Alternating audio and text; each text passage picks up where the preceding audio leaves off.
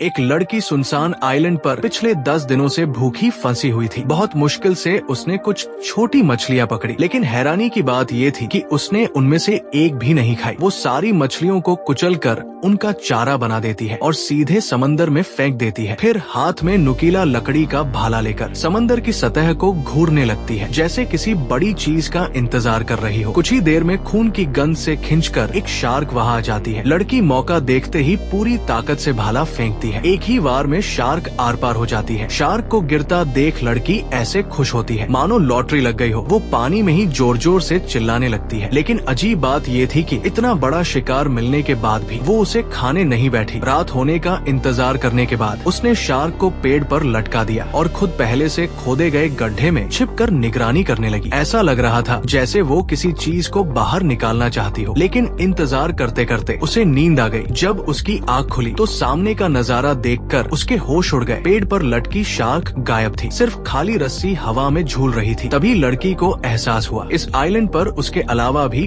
कोई intelligent creature मौजूद है। खतरे को समझते हुए वो शोरलाइन के आसपास काम आने वाला सामान ढूंढने निकलती है। लेकिन कुछ कदम चलते ही उसे आधी खाई हुई शार्क किनारे पर पड़ी मिलती है। उसके शरीर पर बने गहरे पंजों के निशान देखकर लड़की डर से जम जाती है, क्योंकि ऐसे घाव कोई आम जानवर नहीं कर सकता था। लेकिन असली डर तो अभी बाकी था। जब वो वापस कैंप में पहुंची तो अपने साथी की डेड बॉडी गायब पाई। सिर्फ खून से भीगी रेत बची थी। अब उसे यकीन हो चुका था ये रहस्यमयी क्रीचर सिर्फ मछलियां नहीं खाता। डर के मारे लड़की तुरंत पत्थर से लकड़ी को तेज करके एक लंबा स्पीयर बना लेती है और आइलैंड पर छिपने की जगह ढूंढने निकल पड़ती है। काफी देर भटकने के बाद भी उसे कोई सेफ जगह नहीं मिलती। तभी पास के एक पेड़ के खोखल से अजीब आवाज आती है। डरते डरते वो धीरे धीरे करीब जाती है, लेकिन अचानक अंदर से सिर्फ एक सी बर्ड निकलता है। लड़की राहत की सांस तो लेती है, लेकिन अगले ही पल फिर टेंशन में आ जाती है, क्योंकि बिना किसी शेल्टर के वो क्रीचर कभी भी उस पर हमला कर सकता था। फिर वो नारियल के पत्तों और मोटी लकड़ियों से एक टेम्पररी कैंप बनाती है। लेकिन तभी उसकी नजर समंदर पर तैरती किसी चीज पर पड़ती है। करीब जाकर देखती है तो पता चलता है वो शिपरेक में खोई उसकी दोस्त की लाश थी और उसके शरीर पर बने कट और पंजों के निशान बिल्कुल शार्क जैसे ही थे। रात में कैंप पर बैठी लड़की आगे की प्लानिंग कर ही रही होती है कि तभी आसमान में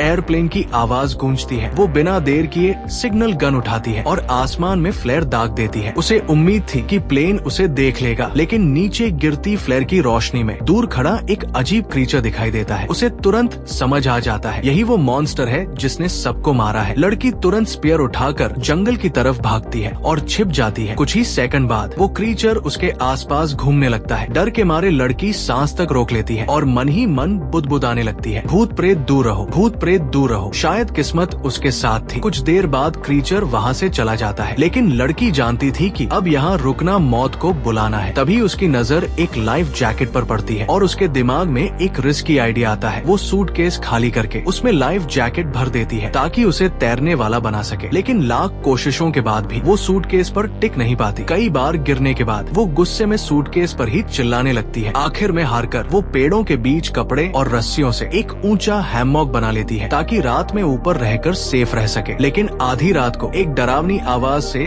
उसकी नींद खुल जाती है। वो चारों तरफ देखती है, लेकिन कुछ दिखाई नहीं देता। फिर अचानक हैमॉक के ठीक नीचे मॉन्स्टर की गुर्राहट सुनाई देती है। लड़की डर के मारे आंखें बंद कर लेती है और चुपचाप प्रार्थना करने लगती है। कुछ देर बाद वो आवाज दूर चली जाती है। अब लड़की ने फैसला कर लिया था उसे इस मॉन्स्टर का चेहरा देखना ही होगा। अगले दिन वो अपने साथी के बचे हुए शरीर को पेड़ पर टांग देती है और खुद अंधेरे में छिपकर बैठ जाती है। इस बार वो जरा भी नहीं सोती और फिर उसकी आंखों के सामने वो खौफनाक क्रीचर आ जाता है। वो आराम से लाश को खाने लगता है। लड़की डर से पत्थर बन चुकी थी। तभी अचानक फिर से एयरप्लेन की आवाज आती है। क्रीचर गायब हो जाता है। लड़की मदद के लिए बाहर निकलने ही वाली होती है कि अचानक वो मॉन्स्टर उसके सामने आ खड़ा होता है। वो तुरंत अपना मुंह दबा लेती है ताकि एक आवाज भी बाहर न निकले। काफी देर बाद क्रीचर वहाँ से चला जाता है, लेकिन अब लड़की समझ चुकी थी अगर आज नहीं भागी तो कभी नहीं बच पाएगी। तभी उसे समंदर में एक लाइफ बोट तैरती दिखाई देती है। वो तेजी से तैरकर उसके पास पहुंचती है और देखकर शॉक्ड रह जाती है। उसमें उसका बॉयफ्रेंड और बेस्ट फ्रेंड जिंदा थे। किनारे पर आने के बाद लड़की तुरंत वहाँ से निकलने की बात करती है, लेकिन दोनों उसकी बात पर हंसने लगते हैं। उन्हें लगता है लड़की डर की वजह से पागल हो चुकी है। बॉयफ्रेंड तो उल्टा उसे डांटना शुरू कर देता है। बेबस होकर लड़की अकेले भागने का फैसला करती है, लेकिन जैसे ही वो बोट लेकर निकलने लगती है दोनों उसे पकड़ लेते हैं। तीनों के के बीच